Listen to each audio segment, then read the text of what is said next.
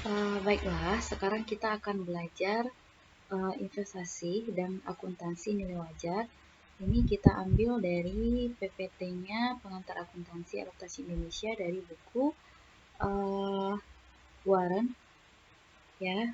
Penulisnya adalah Warren, Reeves, dan kawan-kawan. Penerbitnya adalah penerbit Salemba 4. Oke. Adapun tujuan pembelajaran dari bab ini itu ada 6 tujuan ya, tapi dalam video ini kita bahas sampai yang menjelaskan dan mengilustrasikan akuntansi untuk investasi utang. Kemudian yang untuk tujuan yang lainnya itu akan kita bahas di video-video lainnya. Oke ya. Oke, berikutnya. Nah, mengapa perusahaan berinvestasi? Jadi kebanyakan memang perusahaan memperoleh kas dari operasinya, dan kas tersebut digunakan untuk beberapa tujuan, yaitu yang pertama untuk investasi pada kegiatan operasi saat ini, kemudian investasi pada investasi sementara untuk mendapatkan pendapatan tambahan. Ya, nah ini adalah fokus kita pada pembahasan kali ini. Kemudian yang ketiga adalah investasi pada investasi jangka panjang pada saham milik perusahaan lain untuk alasan strategis. Ya, tapi kita untuk pembahasan kali ini kita fokuskan ke yang nomor 2, yaitu investasi pada investasi sementara untuk mendapatkan pendapatan tambahan bagi perusahaan. Oke. Selanjutnya investasi kas pada kegiatan operasi saat ini. Jadi kas itu dapat digunakan untuk menggantikan peralatan yang sudah usang atau untuk membeli peralatan baru yang lebih efisien dan produktif. Nah, kas juga dapat diinvestasikan kembali dalam perusahaan untuk memperluas kegiatan operasi saat ini, yaitu kegunaan kas, ya. Jadi dan perusahaan menggunakan kas adalah untuk membayar, ya, yang pertama adalah untuk membayar beban, kemudian membayar pemasok untuk barang dagangan dan aset lainnya, kemudian untuk membayar bunga untuk kreditor, dan juga dividen untuk pemegang saham yang dimiliki oleh perusahaan. Ya, jadi itulah gunanya kas bagi perusahaan. Dan investasi kas di investasi sementara. Nah, jadi untuk mendapatkan pendapatan tambahan, biasanya perusahaan akan berinvestasi di sekuritas. Ya, ini untuk investasi sementara. Nah, ada dua macam. Yang pertama adalah sekuritas utang. Kemudian ada sekuritas ekuitas atau equities securities. Nah, untuk sekuritas utang itu ada dua, itu wesel dan juga obligasi. Pada pembahasan kali ini kita akan fokuskan ke obligasi terlebih dahulu. Kalau wesel itu pembahasannya sudah di awal-awal ya. Itu biasanya masuk dalam pembahasan pengendalian kas juga. Dan untuk sekuritas ekuitas yang terdiri dari saham preferen dan saham biasa, itu akan kita buatkan lagi satu videonya ya, biar lebih memudahkan. Nah, jadi investasi pada sekuritas utang dan ekuitas itu disebut dengan investasi. Nah, itu posisinya yang akan kita laporkan nanti itu ada di aset lancar pada laporan posisi keuangan, ya. Atau investasi sementara ini juga disebut dengan investasi jangka pendek, ya, makanya dia diletakkan di bagian aset lancar. Oke. Nah, ada 3 tujuan utama dalam berinvestasi di investasi sementara. Yang pertama adalah memperoleh pendapatan bunga kemudian menerima dividen, kemudian yang ketiga mengakui laba dari kenaikan harga pasar sekuritas. Ya, kalau memperoleh pendapatan bunga ini diperoleh dari investasi dari obligasi, sementara yang menerima dividen dan juga menerima dividen ini dari saham ya, baik itu saham preferen maupun saham biasa. Kemudian mengakui laba dari kenaikan harga pasar sekuritas ini bisa dari obligasi dan juga bisa dari saham. Oke. Sekuritas utang itu termasuk western obligasi yang dikeluarkan oleh perusahaan dan organisasi pemerintah. Nah, kebanyakan memang perusahaan menginvestasikan kelebihan kas di obligasi sebagai investasi untuk mendapatkan bunga. Ya, jadi tujuan perusahaan itu investasi di obligasi itu adalah untuk mendapatkan bunga. Oke. Nah, bagaimana akuntansinya? Akuntansinya yaitu fokus pada pencatatan yang 3 ini, yaitu ketika pembelian obligasi itu seperti apa pencatatannya, kemudian pendapatan bunga, dan juga penjualan obligasi. Ini akan kita bahas satu-satu nantinya. Nah, jadi pembelian obligasi dicatat dengan cara mendebit akun investasi untuk harga beli obligasi. Dan di dalamnya juga termasuk komisi broker. Ya, jadi harga perolehan obligasi, investasi obligasi itu adalah harga beli obligasi dan juga komisi broker. Apa itu komisi broker? Yaitu biaya yang dibebankan oleh agen yang mengatur transaksi penjualan antara pembeli dan penjual obligasi. Nah, jika obligasi, ya jadi obligasi seperti yang saya jelaskan tadi, bahwasanya obligasi itu akan menghasilkan bunga. Dan biasanya suatu organisasi atau organisasi pemerintah yang menerbitkan obligasi itu akan memberikan pembayaran bunga 2 kali dalam setahun. Ya, bisa jadi misalkan kita ilustrasikan.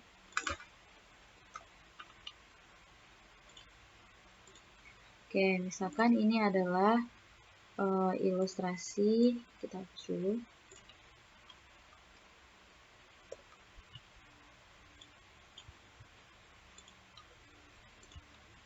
Kita ilustrasikan, ini adalah jangka waktu dalam 1 tahun, 1 Januari sampai 1 Desember. Sementara periode pembayaran bunga oleh suatu organisasi itu setiap tanggal 31 Maret dan juga tanggal 31 September. Nah, jika transaksi kita pembelian obligasi kita itu pada saat pembayaran bunga itu tidak ada masalah, ya. Tetapi jika kita melakukan pembelian obligasi itu di luar ini atau di antara pembayaran bunga ini, maka kita perlu memasukkan utang bunga karena perusahaan penjual obligasi itu sudah memasukkan sudah menghasilkan bunga sejak pembayaran bunga yang terakhir, misalkan di sini. Misalkan di sini ya. Oke. Di sini berarti ini April, Juni, Juli, berarti di sini 31 Juli. Ya. Jadi misalkan kita membeli obligasi pada tanggal 31 Juli, maka perusahaan penjual obligasi sudah menghasilkan bunga dari tanggal 31 Maret hingga tanggal 31 Juli, dan itu harus kita masukkan dalam pembelian obligasi kita nantinya. Oke. Oke, lebih jelasnya nanti kita pada soal. Oke, sekarang contoh soalnya. Kita asumsikan bahwa PT Angkasa membeli 18 juta obligasi pemerintah Indonesia pada nilai nominal pada tanggal 17 Maret 2016. Ditambah dengan utang bunga untuk 45 hari. Ya, jadi pembayarannya itu ini. Obligasi tersebut mempunyai tingkat bunga 6% pada tanggal 31 Juli dan 31 Januari. Jadi bunga obligasi ini dibayarkan setiap tanggal 31 Juli dan juga 31 Januari. Jadi 45 hari ini diperoleh dari 31 Januari hingga 17 Maret. Itu totalnya 45 hari. Oke. Nah, jurnalnya apa? Ya, ini adalah jurnal pembelian obligasi. Jadi jurnalnya adalah kita debitkan investasi obligasi pemerintah Indonesia 18 juta, kemudian piutang bunganya 135, dan kita kreditkan kas untuk membeli obligasi tersebut sebesar 18.135. Keterangannya membeli obligasi pemerintah seharga 18 juta dengan bunga 6%. Nah, 135 itu diperoleh dari mana? Dari sini. Ya, jadi utang bunganya yaitu 18 juta dikalikan dengan 6%, kemudian dikali dengan 45 hari, dibagi dengan 360 hari dalam setahun, sama dengan 135.000. Oke, selanjutnya pada tanggal 31 Juli, PT Angkasa menerima pembayaran bunga per semester sebesar 540.000. Yaitu diperoleh dari 18 juta dikali 6% dikali dengan 1/2 atau 6/12. Ya. Bunga sebesar 540 termasuk utang bunga sebesar 135 atas obligasi yang dibeli PT Angkasa pada tanggal 17 Maret. Dengan demikian, PT Angkasa telah menghasilkan pendapatan bunga sebesar 405.000, yaitu diperoleh dari 540.000 dikurangi dengan 135.000 sejak membeli obligasi. Jadi pendapatan yang diakui adalah sebesar 405.000. Lebih jelasnya kita lihat jurnalnya. Oke, jurnalnya maka uang yang kita terima adalah 540.000. Ya, kemudian kita kreditkan piutang bunganya yang sudah kita debitkan tadi, ya 135, dan kita akui pendapatan bunganya sebesar 405.000.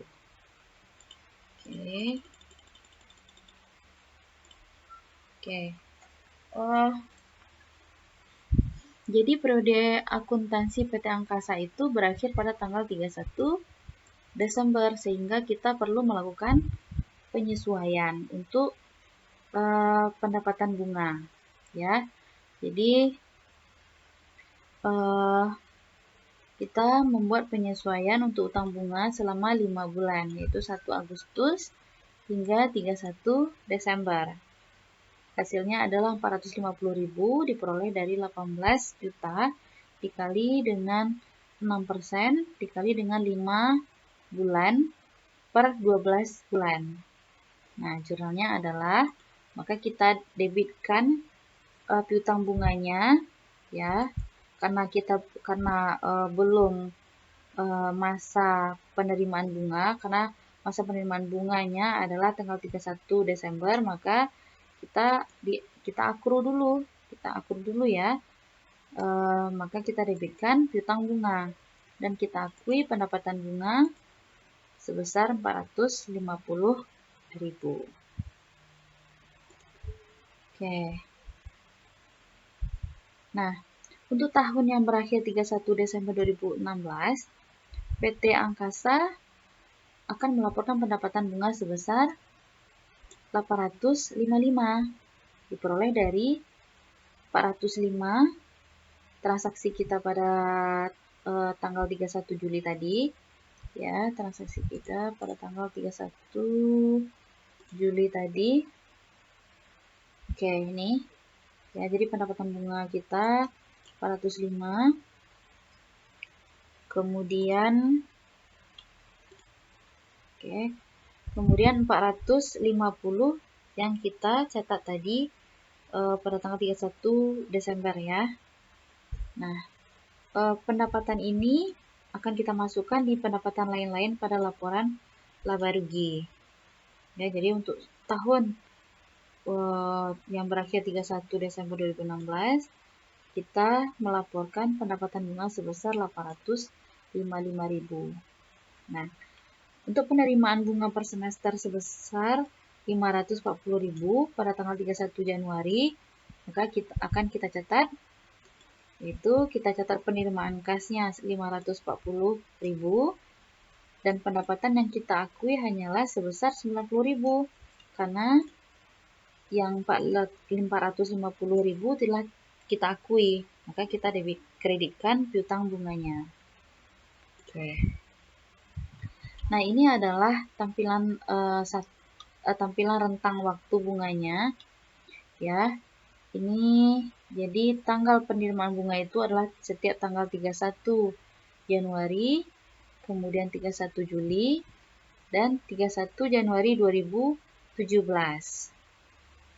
Transaksi kita yang pertama adalah pembelian obligasi tanggal 17 Maret, sehingga pada saat ini kita mengakui adanya piutang bunga sebesar 135.000.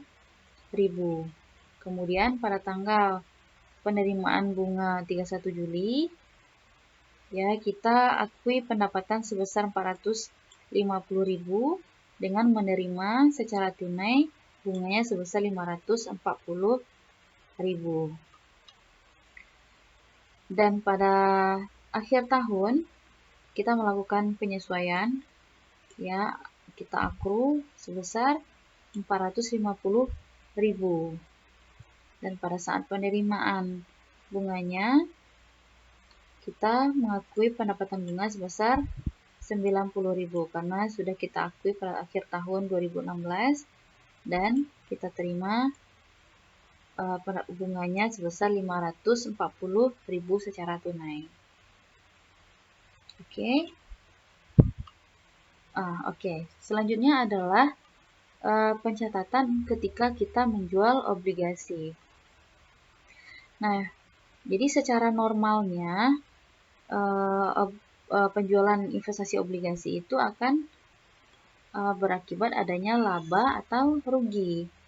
Kita akan mencatat laba jika hasil penjualan melebihi nilai buku atau biaya obligasi. Dan kita akan mencatat rugi jika hasil penjualan obligasi tersebut kurang dari nilai buku atau biaya obligasinya. Nah, untuk lebih jelasnya kita lihat pada soal. Nah, jadi pada tanggal 31 Januari 2017, PT Angkasa menjual obligasi sebesar 98,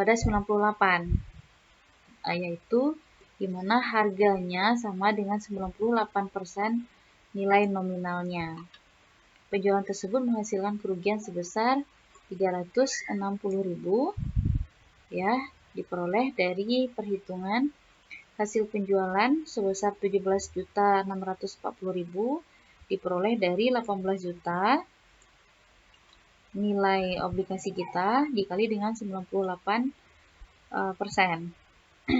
Kemudian kita kurangi dengan nilai buku obligasi sebesar 18 juta, maka diperolehlah rugi sebesar 360.000. Jurnalnya seperti apa? Nah, jadi kita menerima kas yaitu sebesar 17.640.000 ya sebesar penjualan kita. Kemudian kita debitkan rugi sebesar 360.000. Kemudian kita kreditkan investasi kita sehingga investasi kita habis. Ya, oke. Nah, karena penjualan kita tersebut pada tanggal jatuh tempo penerimaan bunga, yaitu tanggal 31 Januari, sehingga tidak ada utang bunga yang harus kita akui pada saat itu. Tapi jika penjualan tersebut terjadi di luar itu, maka harus kita akui utang bunganya. Ya, harus kita tambahkan pada hasil penjualannya dan dikreditkan ke pendapatan bunga. Oke. Nah, rugi atas penjualan investasi obligasi dilaporkan sebagai bagian dari pendapatan lain-lain atau rugi pada laporan laba rugi PT Angkasa. Oke, sekarang kita cobakan contoh latihan. Ya, soalnya yaitu transaksi investasi obligasi pada PT Arafura. Ya, yang pertama membeli obligasi PT Pratama Paramarta sebesar 40.000 secara tunai pada 100, yaitu pada 100% ya. Ditambah dengan utang bunga sebesar 320.000. Kemudian menerima bunga per semester pertama. Dan yang ketiga, kita menjual obligasi sebesar 30 juta pada 102, yaitu 102% dari nilai nominalnya, ditambah dengan utang bunga sebesar 110.000. Oke. Nah, seperti apa jurnalnya? Nah, ini jurnalnya. Jadi pada transaksi yang pertama, langsung saja kita debitkan investasi obligasi PT Paramarta 40 juta. Kemudian piutang bunganya kita debitkan juga 320.000 dan kita kreditkan kas 40 juta 320.000. Itu transaksi yang kedua, yaitu penerimaan bunganya. Kita debitkan kas sebesar 2 juta. 2 juta diperoleh dari 40 juta dikali dengan bunganya sebesar 10% dan dikali 1/2 atau 6/12. Ya, kemudian kita kreditkan piutang bunga yang telah kita akui sebelumnya 320. Jadi pendapatan bunga yang kita akui adalah 1.680.000 di kredit. Oke ya. Nah, untuk transaksi yang ketiga, kita menjual 30 juta obligasi pada 102%.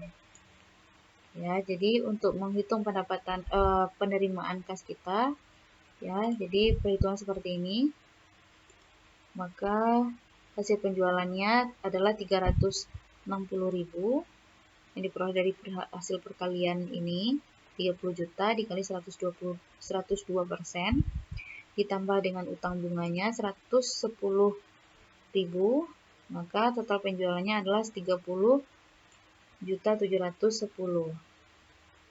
Kemudian kita kreditkan pendapatan bunganya 110 dan kita diperoleh laba sebesar 600.000. 600.000 diperoleh dari selisih nilai buku kita 30 juta ya, yang dikurangkan dari